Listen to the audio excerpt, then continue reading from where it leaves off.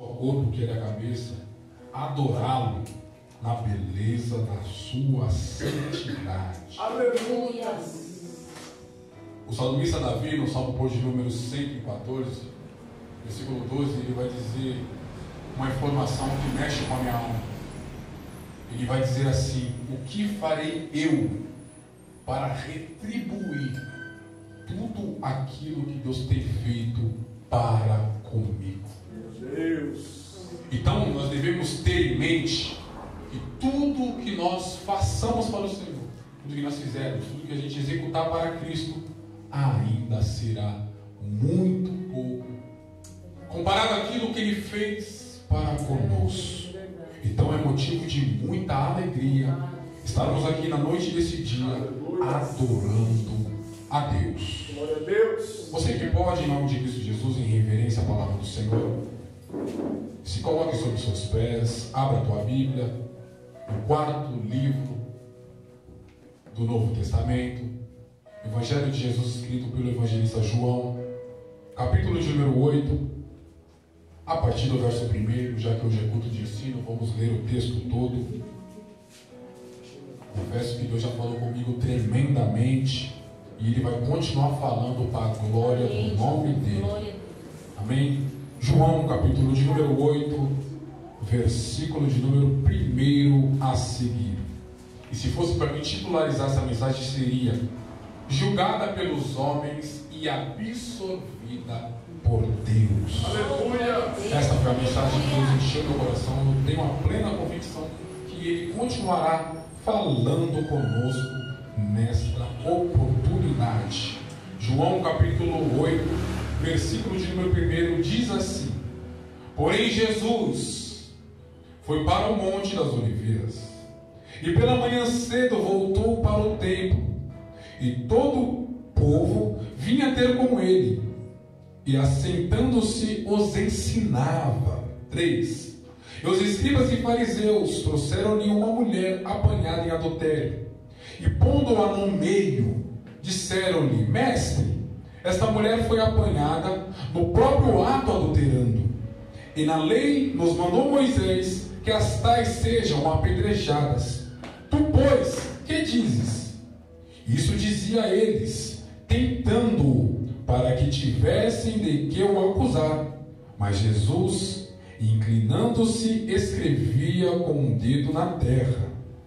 E como insistissem, perguntando-lhe, endireitou-se e disse-lhes: aquele que dentre vós está sem pecado, seja o primeiro que atire pedra contra ela. E tornando a inclinar-se, escrevia na terra. Quando ouviram isso, saíram um, a começar pelos mais velhos até aos últimos. Ficaram só Jesus e a mulher, que estava no meio. Endireitando-se Jesus, e não vendo ninguém mais do que a mulher, disse-lhe: mulher, onde estão os teus acusadores? Ninguém te condenou? E ela disse: ninguém, Senhor. E disse-lhe Jesus: nem eu também te condeno. Vai-te em paz e não peques mais. Toma o teu assento. Glória a Deus. Aleluia. Jesus. Aleluia, aleluia, Jesus. Amados e queridos irmãos, quando nós se atentamos para este texto maravilhoso do exemplar sagrado, a gente fica maravilhado com a doutrina de Jesus. Visto que quando a gente se atenta para este texto, ora lido, a gente vai compreender Cristo Jesus ele dando uma ênfase gigante para o valor que há uma alma. Meu Deus. Você pode olhar e perguntar para si mesmo, dizendo: qual é o valor da minha alma? Quanto que eu posso valer? Quando a gente se atenta para o exemplar bíblico, a gente vai ficar maravilhado. Porque quando Cristo, juntamente com Deus, Ele nos cria, nós somos propriedades dele. Mas quando o pecado entra pelo homem chamado Adão, juntamente com a sua esposa Eva, ele perde esse domínio nosso. ao ponto dele ter que enviar o teu único filho para nos comprar. Meu Deus. E permita-me dizer uma verdade absoluta: o preço desse resgate foi preço de sangue. Meu Deus. E quando a gente se atenta para a primeira carta escrita pelo apóstolo São Pedro, a gente vai compreender que a gente não foi comprado com coisas corruptíveis. E eu fico maravilhado, o profeta irmão Tiago, porque o apóstolo São Pedro ele vai dar uma ênfase tremenda, ele vai dizer: não foi com ouro, e muito menos com prata que vós fostes comprado, mas sim com sangue precioso do autor da vida, de Cristo Jesus, o nosso Senhor. Aleluia. Nós somos comprados com um preço caríssimo, e esse preço não foi a não ser de sangue. E isso é terrível, meus irmãos, porque ele teve que verter o teu precioso sangue na cruz do Calvário para nos comprar. Olha o valor que temos. E Satanás, ele pode nos observar, porque ele tem tempo para fazer isso. E Pedro, na sua carta, vai nos informar no capítulo 5, no versículo de número 18, que ele se encontra ao nosso derredor, bramando como leão, buscando a quem ele possa tragar. Ele se encontra ao nosso redor, então ele nos observa, ele nos assiste, ele nos filma com os olhos. Mas eu tenho uma verdade para te dizer, diretamente do coração de Deus para o teu coração: ao nosso redor se encontra o anjo do Senhor, nos dando livramento, nos guardando, nos protegendo, cortando os laços, quebrando a lança, lançando por terra o cavalo, o cavaleiro, para a glória de Jesus, o nosso Senhor. Aleluia. Então nós somos comprados com sangue. E quando a gente se atenta para essa virtude absoluta, a gente compreende que nós somos de Deus duas vezes. Ele nos criou e nos comprou. Olha o valor que nós temos para Ele. Permita-me dizer algo muito importante. Imagina se nós não tivéssemos esse valor absoluto. Deus, na pessoa de Cristo Jesus, ia deixar a gente se perecer, ia deixar a gente ir para o inferno, visto que o homem pecou. E por o pecado de Adão, todos nós pecamos. Então todos nós estávamos destituídos da glória de Deus, todos nós merecíamos o inferno. Mas eu quero compreender, profeta irmão Tiago, que Deus se encontra no alto e sublime trono, Cristo Jesus à tua destra fiel, e os dois começam a dialogar dizendo: Pai, eu estou disposto a pagar esse altíssimo preço, eu estou disposto a levar uma terrível cruz pesada, eu estou disposto a levar sobre mim o pecado da humanidade, eu estou disposto a ser ridicularizado, a ser humilhado, a ser escarnecido. Pai, eu estou disposto Aleluia, Jesus. a religar o homem a ti, a refazer a aliança com a humanidade com Deus. Eu estou disposto. Meu Deus. Então quando Satanás vir jogar na sua cara o teu pecado, dizer que você não vale nada, você vira para ele na autoridade que Deus te deu e diz para ele: Satanás, realmente você tem razão, eu não tenho significância, eu não tenho importância, mas para o meu Deus eu tenho um valor indizível, eu tenho um valor incalculável, eu tenho um valor grandíssimo para ele. Para você eu não posso valer nada, mas para o meu Deus eu tenho muito valor. Aleluia. Ao ponto dele abrir mão do seu resplendor de glória, ao ponto dele abrir mão da tua divindade, ao ponto dele abrir mão dos seus poderes, descer na forma de homem, ser obediente até a morte, morte de cruz, para mim hoje estar aqui neste culto de ensino, glorificando e engrandecendo o nome do Senhor. Aleluia. Deus, aleluia, Jesus. Diz o texto bíblico que Cristo Jesus, ele se encontrava no Monte das Oliveiras. E o que ele fazia lá, irmão Arthur? Orava. E é lindo, porque quando a gente se atenta bíblica, a gente vai compreender que Cristo Jesus, ele passa a noite toda em oração. Meu Deus. E quando ele termina o seu devocional com Deus Pai, ele não vai para sua casa. Ele não vai fazer uma refeição. Ele não vai descansar após uma noite em oração. O texto é direto e nos informa que ele vai para a sinagoga, ele vai para o templo, ele vai para a igreja. Ele não vai fazer, profeta irmão Tiago, outra coisa a não ser ensinar. Meu Deus. Parece que vejo Cristo Jesus ressurreto na grande comissão, Mateus capítulo de número 28, dizendo para os seus discípulos que iam dar continuidade naquilo que ele iniciou, a singela informação: ide por todas as nações, por todos os lugares, ensinai, batizando-as em nome do Pai, do Filho e do Espírito Santo. A gente tem que compreender, profeta irmão Tiago, algo muito importante, que a igreja atual, infelizmente, se esqueceu.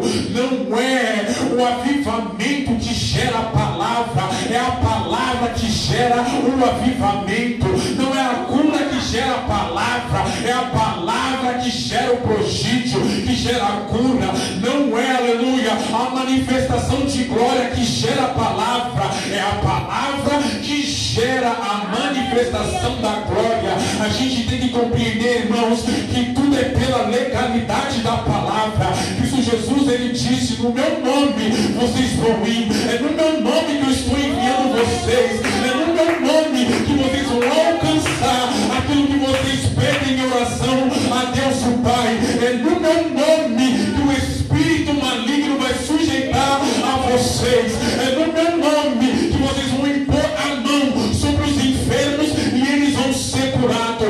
Tudo é pela legalidade da palavra. Parece que vejo o profeta irmão Tiago, Cristo Jesus dizendo no Evangelho: olha, vocês padecem, vocês sofrem por não conhecer as Escrituras e nem o poder de Deus. Aleluia. O que tem de pessoas cativas, minha irmã Juliana, por não conhecer, por não navegar. Foi lido aqui na palavra oficial, Salmo 1: medita na lei do Senhor de dia e de noite. Nós devemos ter prazer, irmãos. Isso é lindo. Parece que vejo Deus falando para o sucessor de Moisés a singela mensagem, Josué 1:8: não aparta o livro dessa lei da tua boca, antes nela medita de dia e de noite, para que os seus dias venham bem e prosperes o seu caminho. Aleluia. Tudo é pela legalidade da palavra. O que tem de pessoa cativa por não conhecer, por negligenciar a palavra, o ensino, não está escrito. E Cristo Jesus, ele fala isso em João 8:32: conhecereis a verdade, e a verdade vos libertará. Está cativo por quê? Todos nós temos acesso. Aleluia. Não devemos ter a Bíblia somente para enfeitar a estante, somente para se encontrar em cima do criado mudo, ou em cima da geladeira, amontoando, ajuntando pó. Nós devemos ter a Bíblia, irmãos, como um guia, como um manual que vai nos levar para o céu.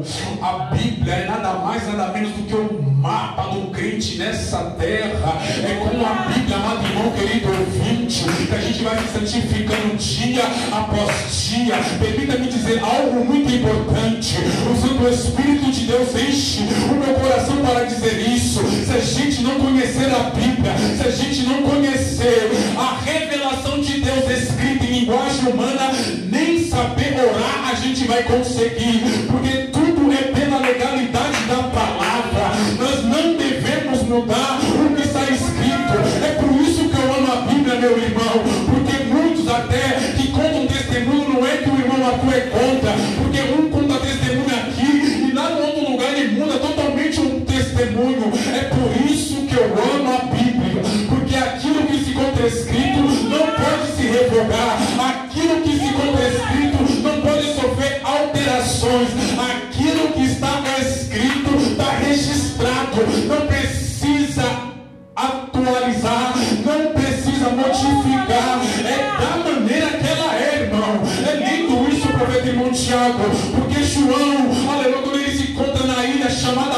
Patmos, Cristo Jesus vai achar por melhor o arrebatar em espírito. E ele vai dizer para João, escreve tudo aquilo que você está vendo, que você está ouvindo. Escreve, João, e diga que aquele que acrescentar um tio sequer as pragas que se encontram escritas neste livro há de ser sobre os tais. Meu Deus. Não podemos tirar, não podemos acrescentar. Devemos pregar, devemos ensinar como está escrito.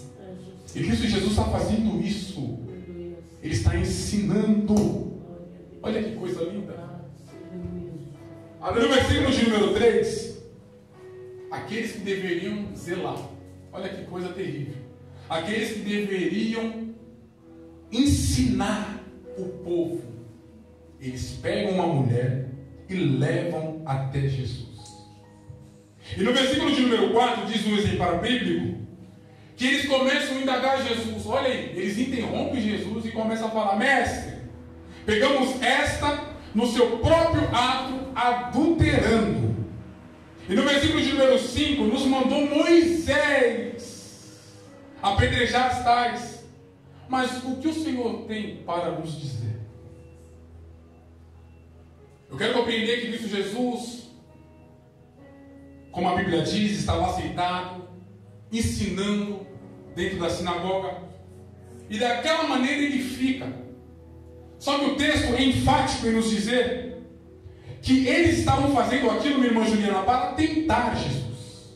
Eles não queriam fazer justiça, visto que se eles quisessem fazer justiça, eles iam pegar os dois. Não tem como uma pessoa adulterar sozinha. Ela precisa de um companheiro, ela precisa de uma outra pessoa do sexo oposto. Mas eles queriam fazer isso para tentar Jesus. Olha que coisa terrível. Mas só que não tem como enganar Jesus. Não tem como a gente persuadir Jesus. Não tem como a gente barganhar com Jesus. Ele conhece todas as coisas. Ele conhece das suas coisas no final, estando elas ainda no seu começo. Ou sabe o que significa? Um dos atributos de Jesus chamado onipotência. Ele tem todo o poder. Ele conhece todas as coisas. Não tem como enganá-lo, não tem como persuadi-lo, não tem como colocá-lo para trás. Então Cristo Jesus, ele está assentado ali, já sabendo que aquela intenção capciosa daquele povo era para o tentar. Olha como que eles estavam perdidos. A criatura querendo sobressair sobre o Criador. Não há possibilidade alguma disso acontecer.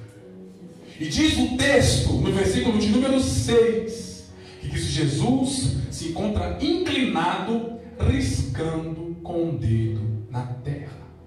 E isso chama a atenção. Porque eles não vão ficar felizes.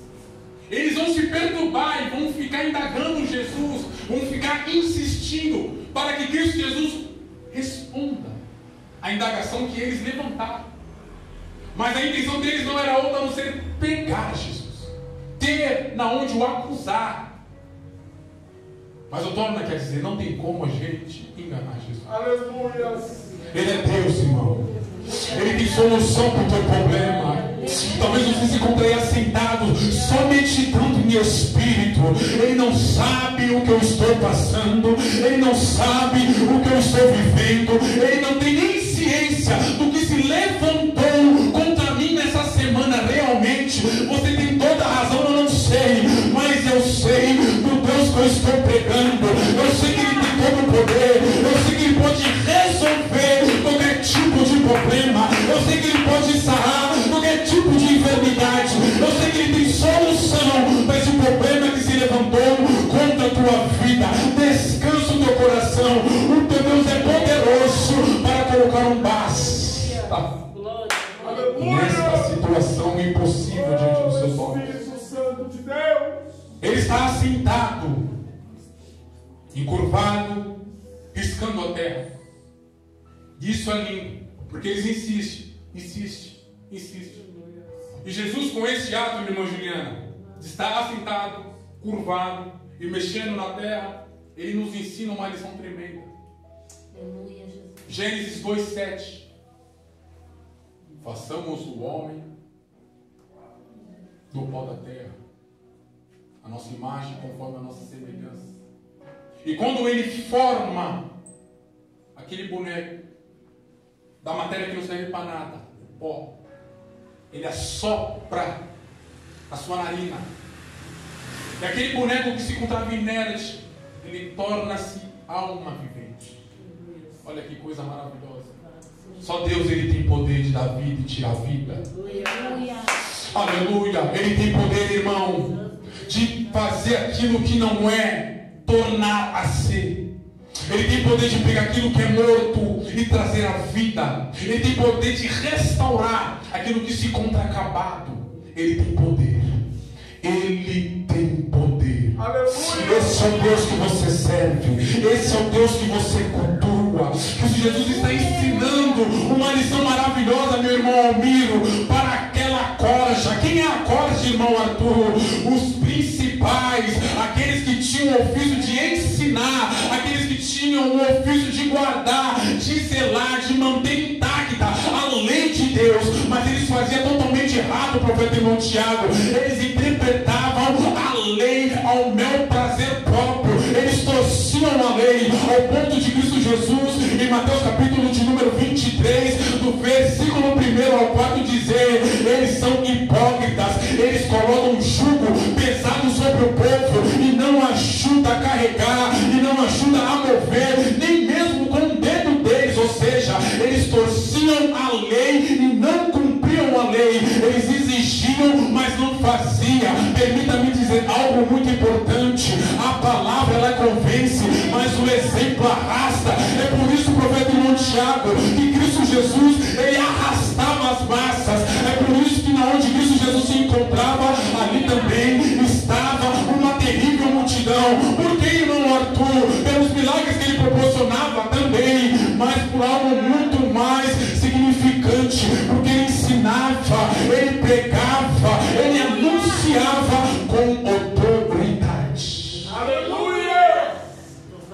E a multidão, o povo daquela época, não via essa autoridade nos escribas e nos fariseus, porque a multidão sabia que eles eram hipócritas. O que significa a palavra hipócrita? Ator, fingir algo que não é. Então essa era o que eles faziam. Esse era o título que Cristo Jesus dava para eles: hipócritas. Eles fingiam algo que não eram. Então Cristo Jesus está ensinando uma lição maravilhosa com eles, através dessa atitude. Mexendo com o dedo na terra, eu tenho domínio sobre vocês. Meu Deus! Você veio para me tentar, aleluia. Você veio para tentar me pegar. Você veio com segundas intenções, mas mal você sabe, aleluia, que eu sei como sobressair, que eu sei como agir, que eu sei como fazer, que eu sei como operar, que eu sei como executar, que eu sei como decretar. Eu sou Deus. Aleluia! Eu sou Deus. Diz o texto bíblico que Cristo Jesus, no versículo de número 7, por muito eles insistir, Cristo Jesus ele se endireita, olha para eles e diz: dentre vós, aquele que não tem pecado, seja o primeiro a atirar pedra contra essa mulher.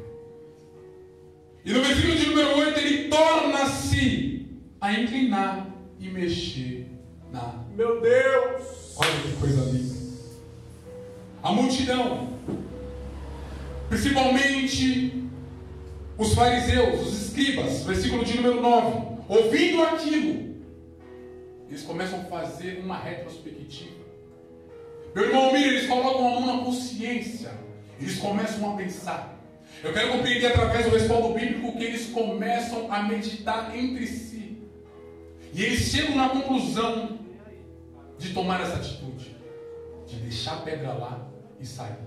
E com essa atitude eles estão dizendo: eu também sou pecador. Meu Deus! Quem sou eu para querer julgar alguém? Quem sou eu para querer o mal de alguém? Quem sou eu para apontar alguém? Quem sou eu para defamar alguém? Quem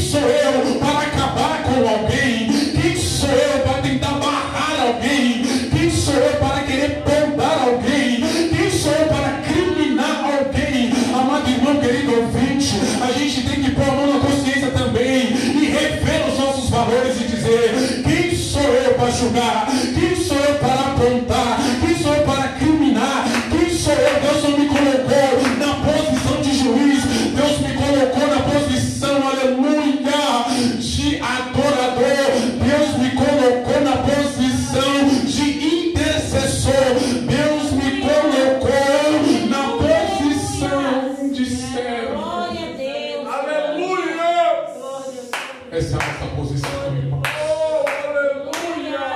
A posição mais alta que devemos estar aos pés de Jesus. Glória a Deus. E Cristo, ele é tão magnífico que ele vai dizer em Mateus 11:29: vocês devem aprender de mim. Aleluia. Por que, Jesus? Porque eu sou humilde, eu sou manso de coração. Aleluia, Jesus. E vocês cumprindo isso, vocês vão encontrar para a alma de vocês descanso. Aleluia. Olha que coisa linda, irmãos. Imagina, minha irmã Juliana, se Cristo Jesus fosse arrogante. Ele poderia, profeta de Monte Alto, colocar o dedo no rosto daquela autoridade, aleluia, religiosa.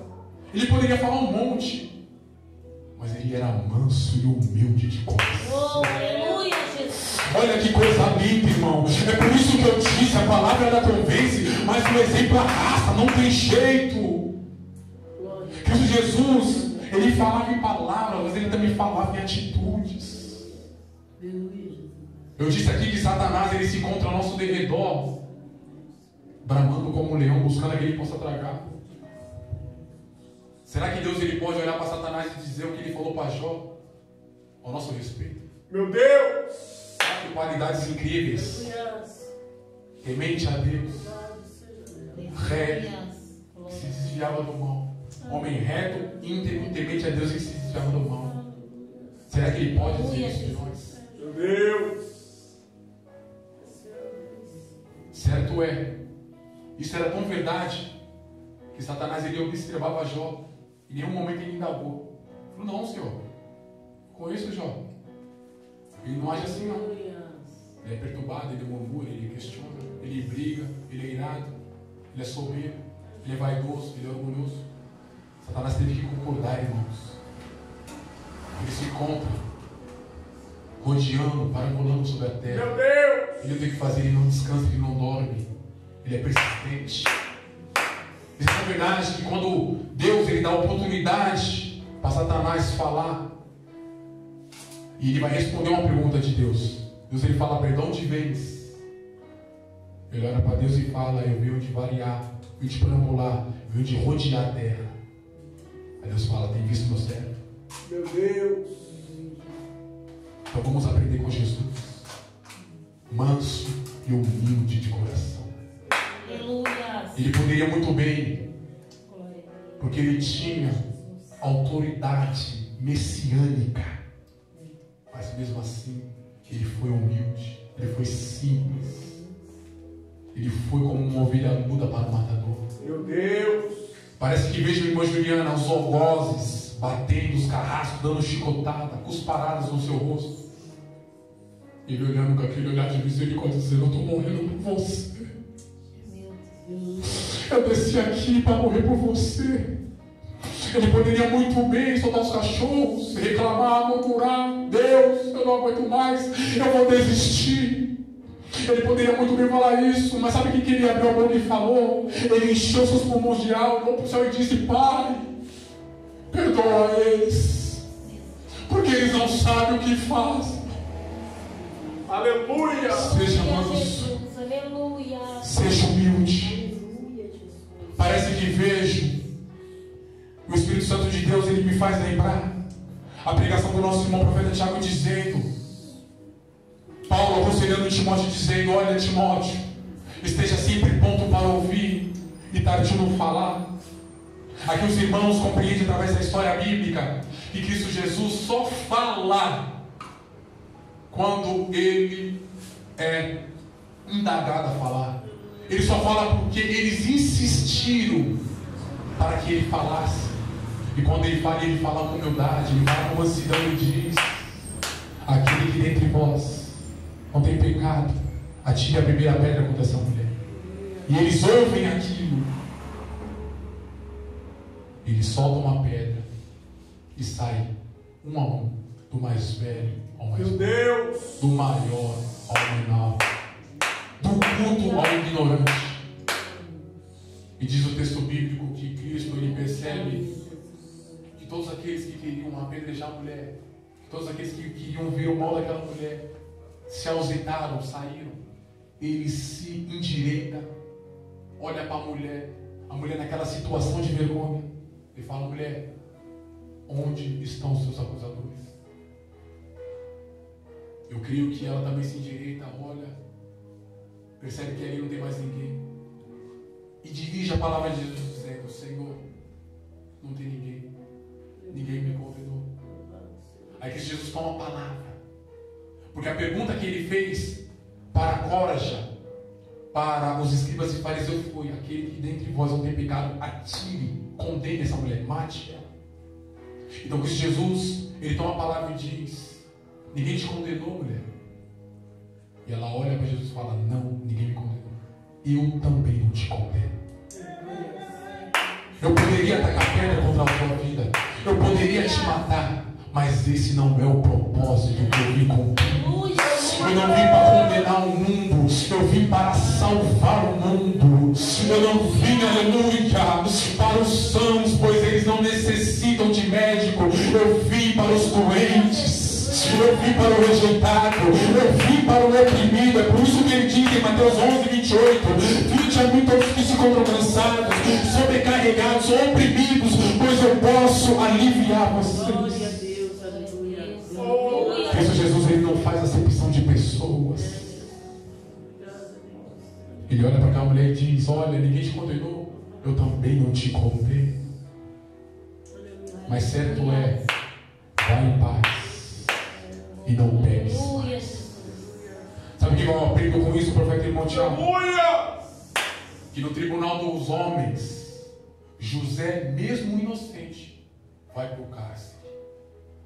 Mas no tribunal da graça, ele é honrado por Deus e levantado para ser governador do Egito. No tribunal dos homens, essa mulher é apanhada e morta apedrejada. Mas no tribunal da graça, ela é absorvida e perdoada. No tribunal dos homens, João Batista é preso sendo inocente e degolado, mas no tribunal da graça ele é recebido nos céus. Aleluia! Ele vai cumprir na tua vida aquilo que ele te prometeu, ele vai executar aquilo que ele falou que faria. Descanse no Senhor, porque o tribunal que prevalece é o tribunal da graça. E te digo mais, o juiz desse tribunal é Cristo Jesus, o nosso Senhor. Aleluia! Descanse no teu coração, aquieta a tua alma. Ele vai advogar a tua Glória causa. a Deus. O juiz desse tribunal, ele é justo. Aleluia, ele fará justiça. Somente descanse no teu coração. Não desfaleça a tua fé. Talvez para essa mulher não haveria esperança, mas o Deus do impossível pegou essa causa. Eu profetizo aqui de olhar para mim, eu não sei qual é a sua causa, eu não sei aquilo que fugiu das tuas mãos, mas o Deus Todo-Poderoso, que tem a última palavra no nosso favor, Ele está pegando a tua causa hoje. E te digo mais, haverá solução para o teu problema. E te digo mais, haverá solução para esta causa impossível. O nome dele será glorificado através da tua vida. Aleluia! Não desfaleça a tua fé. Glória a Deus! Somente continue. Oh, Mas a palavra de ordem é: vá em paz e não peques mais. Aprenda com os seus erros. Olha para trás, não para sentir saudade, mas sim para saber da onde Ele te tirou. Aleluia. O teu Deus, Ele é poderoso. O teu Deus, Ele é fiel. O teu Deus, Ele é justo. Aleluia. Fique na dispensação do Senhor, pois Ele é fiel para completar, para concluir a obra que Ele iniciou. Bate palma para Jesus.